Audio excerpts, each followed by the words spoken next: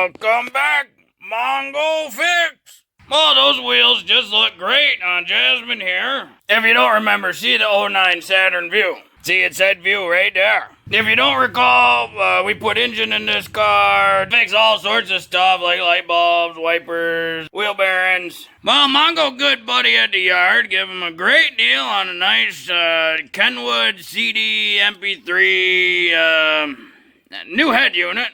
Got the camera options, voice, it'll do phones and whatnot. Got the extra USB thing. You know, Mongo hate commercials, so don't do any of that junk. You know, the stock head unit just fine. It work. It gets CD player, radios and whatnot. You know, gotta use the WOOX headphone jack thing to hook up phones and stuff, because Mongo don't like the Bluetooths. Mongo like wires. This car got radio controls in the steering wheel. And if you do just swap out a head unit, it'll still work, it'll still play, but you'll lose some of the accessory type things. Stereo and head unit, part of your body management system or body controller. So sometimes your door chimes don't work, these buttons won't work no more, things like that. Mongo want to keep it all like factory as much as possible. Get a hold of the guys at CRUX.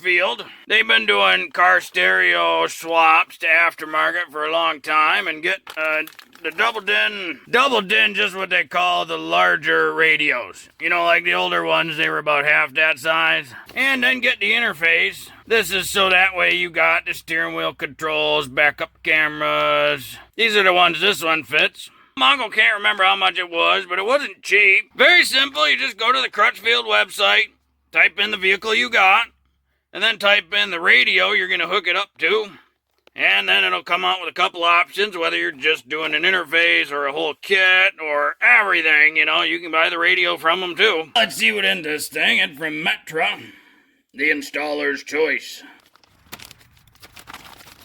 Well, we get our faceplate.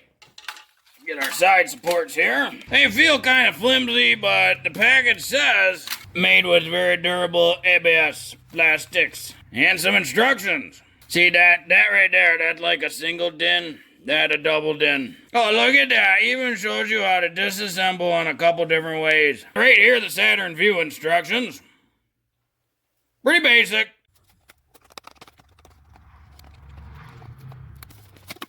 And inside box number 2. Uh-oh, that's the controller. So that's the controller, and imagine that does the door chimes and whatnot. And we get the radio adapter, antenna adapter. List of stuff, diagrams, installation. Oh, that's good to know. There's a little dip switch in there. You might have to swap from 3 volt to 5 volt, depending. We'll see if we got to do that or not. Looks like one harness adapter, and then we got some more harnesses in here. All the radio's here, and above it are a couple vents. And we're gonna start this whole process by taking this little thing, panel piece out. And Mongo's got just a thin metal scraper. Kind of pop her in there. Just one little piece at a time. Whoopsies. Yeah, you gotta be careful with metal scrapers. Sometimes the plastic ones just are not as strong. That piece holding on pretty good there. There it goes.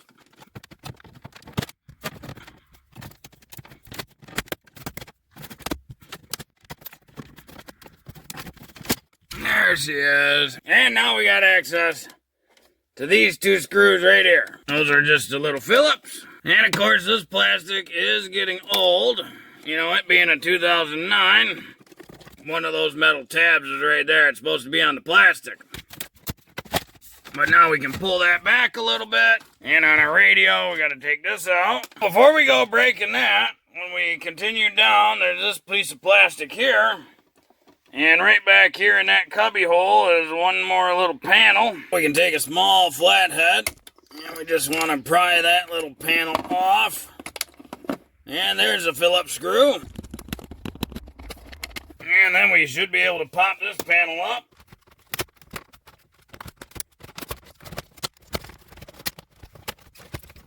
To remove this panel, we'll need the key in the ignition. And we'll have to put this down to the manual all the way back or something. So that way we can get this far enough out of the way. You can't go too far because there's a couple wiring harnesses in there and whatnot. Now, with that out of the way, we can get this panel the rest of the way off. There's a wire harness way back here on the one photo sensor. You can disconnect it or just leave it out the way.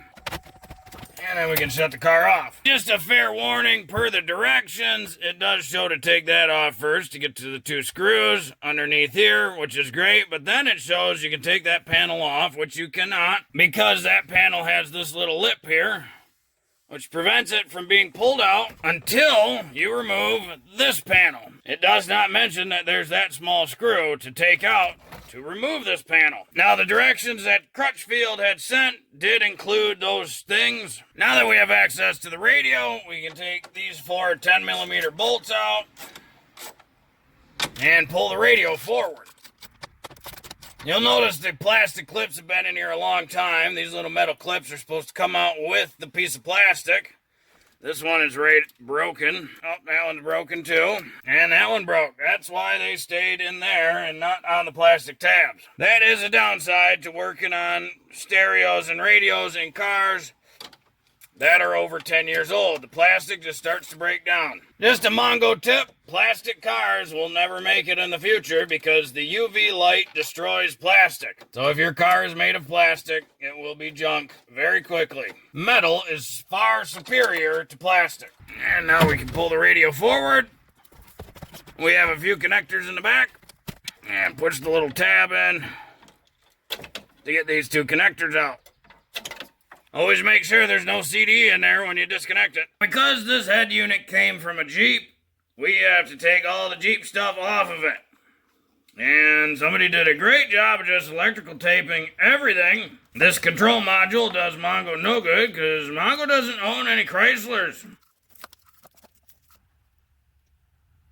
Oh, and all they did was twist them together. What a cheap, crappy job the installer of this radio did to that poor Jeep. That ain't gonna work for Mongo. What is this? Yeah, just put a big cut in it and add another wire. Heaven forbid you butt connected and spliced and did things the right way. No, just butcher the wires. This schematic that comes with the little wire harnesses and control modules, not super clear, especially because the harness that come off the radio have a couple things that not mentioned. So Mongo gonna start with the basics. Pretty much speaker wires all have the same color-coded combination on all the harnesses. White solid, white black, green solid, green black, purple or violet solid, and then purple/violet black, and then a gray solid, gray black. Those are usually always your speakers. Then you have a ground, which is black. This one's super short, of course. And illumination, which is some sort of orange. And then your green and yellow is usually a constant power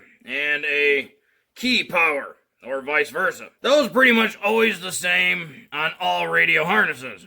So we're going to start by just connecting those. Don't just twist wires together and electrical tape them because that's a temporary and it's only going to make it a mess if you ever have to go in and do any sort of repair.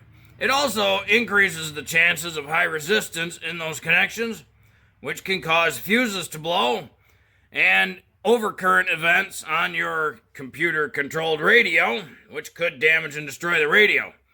So you want either a good butt connector, or what Mongo's gonna do is solder these. So we got some heat shrink picked out. Generally, you want the heat shrink to be just a little bit bigger than the wire, especially once you get the 2 wires soldered together. We got the solder ready. We got the solder iron getting hot right now. So we're gonna shave some of this off because we don't need that much exposed wire. So we got our 2 solid white wires. We're going to slide a little piece of the heat shield on. Then we'll take the 2 ends, do a cross together. Then twist them together. Then we'll get some of our solder. Touch the soldering iron to the 2 wires twisted together. It might take a minute for the wires to heat up and accept the solder. This is solder with flux in it. And once the wire gets hot enough to accept the solder and flux, the flux will get between all the wires and pull the solder right into it. Now we have a nice tight connection that will last a really long time. Then we slide our heat shield over it just a little lighter. Warms up that heat shield. And it will pull and squeeze all the air out away from that connection. That is a much cleaner connection than just twisting wires together and wrapping them with electrical tape. Now, Mongo's just going to go through and do them all. Next one, we got our white, black, and white, black.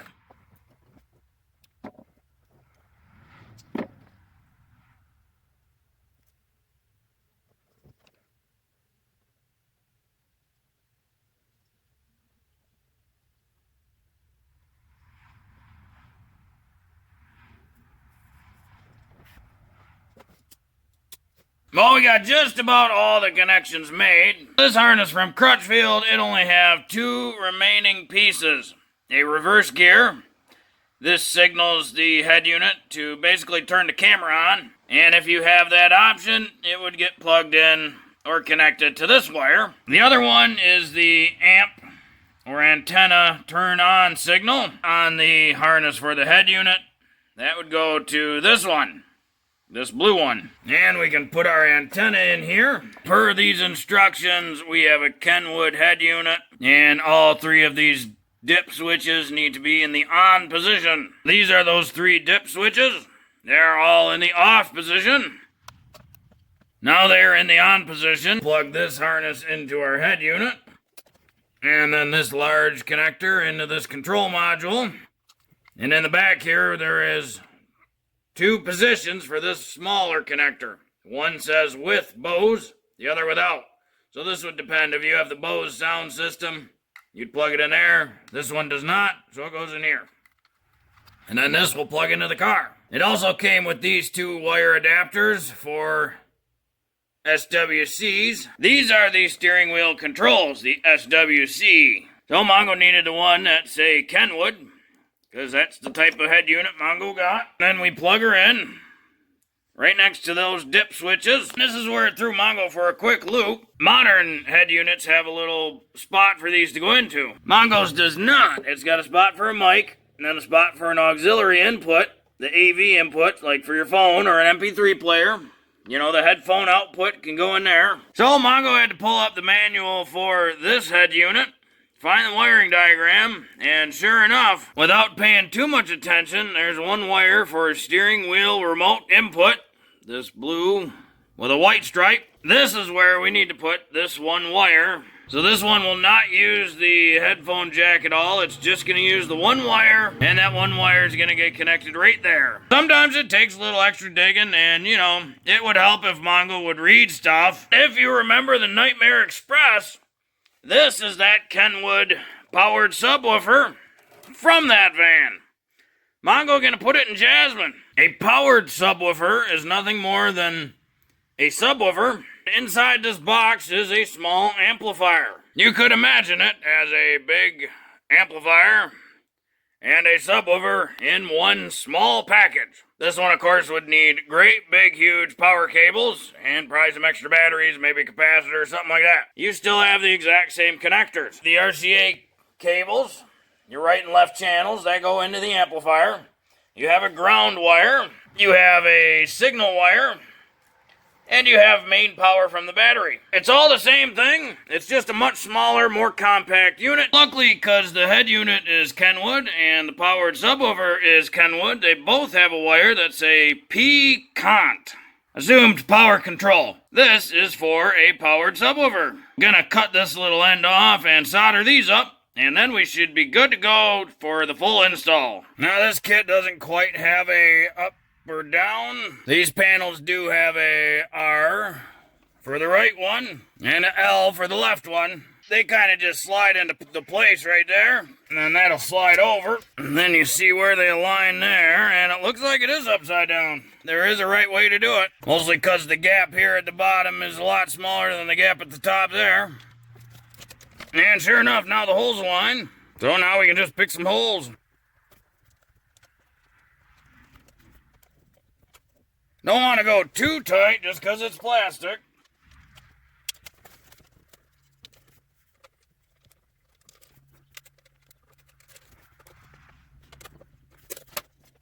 Mongo personally feel that kind of chintzy. Now we got to fish everything in, so we'll get our antenna connected.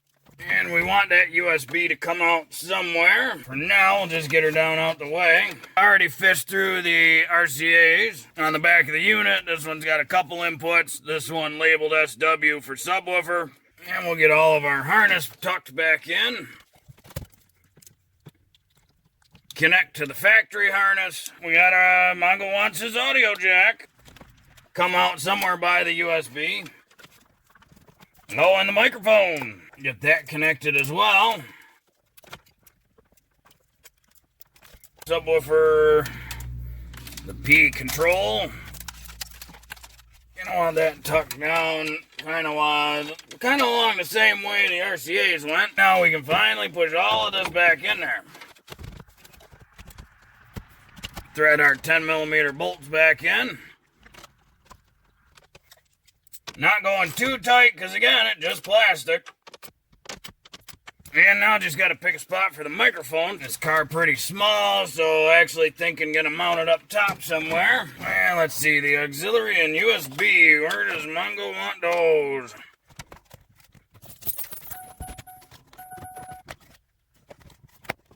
Well, to be honest, Mongo probably just gonna stick them right out the side there. There's a little gap right here in the plastic. A little tighter than Mongo like. Yep, just gonna cut a little notch here in the plastic.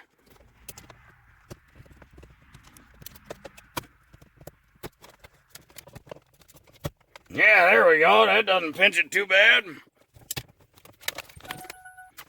That way they can be tucked up under there when not being used. That's pretty nice. Now Mongo took all the little tabs that had broken and gonna just push them back on the plastic pieces. We'll see what stays. Probably not much of anything. Oh shoot, Mongo already forgot the order of operation. That one gotta go in first. And we gonna mount the microphone, it's gonna fit perfect right there. Now we can throw all of our screws back in. Can't forget our little cover down there. Pop our top panel back into place. Now we just got to throw that powered subwoofer in there and see how it works. The RCA wire and that power wire come right down by the fuse panel here. And then just right out the plastic there. The reason being is this little subwoofer is so compact, it's going to sit perfectly right underneath this seat. Mongo's not going to hard mount it. It's just going to sit nestled perfectly right there. The little WeatherTech floor mat covers the wires quite nicely. It looks like a big rat nest under there, but everything hooked up inside that fuse panel. There's a good spot for a ground right there. Now to get the power wire up to the battery, I'm gonna try to take off this panel here, which is held in by that panel. There we go. So the wire runs up through here, this kick panel, up the seam, through the seal, up along the fender, and then into the firewall. Comes out right here, runs along the firewall there, ducks in between here, and then we have the battery finally. Right there seemed good. And it got a fuse in there. And we can set our computer back down in place. Alright. So that's the chime that module inside there makes. Does not play through the speakers. The other thing to note, for the USB to actually work, make sure it's FAT formatted. The first USB Mongo try, it was NTSF format, which is a Microsoft thing. Well, hopefully this video helped you. If you ever wanted to put an aftermarket head unit, double DIN, single DIN, process about the same, and or a subwoofer or powered subwoofer, whichever. Well, if you like this video, be sure to like this video. Yeah, if you like this video and other videos from Mongo Fix, be sure to subscribe. Mongo always working on all sorts of stuff. Mongo, thank you.